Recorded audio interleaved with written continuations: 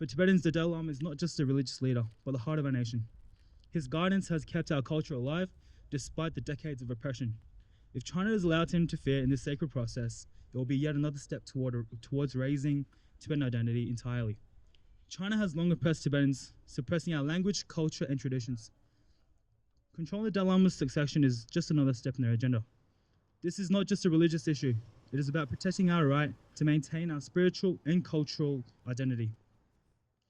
If Tibetans are stripped of the right to choose our own spiritual leader, it sets a dangerous precedent for further control over every aspect of Tibetan life.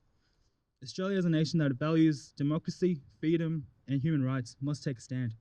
The Australian government must reject any attempt by China to install its own Dalai Lama and recognise only the legitimate Dalai Lama chosen by Tibetans. This is not just about Tibet. It's about defending fundamental human rights and the principle of religious freedom. We urge the Australian government to speak out against this interference, to stand with Tibetans in protecting our spiritual traditions, and to ensure that China does not succeed in rewriting our history.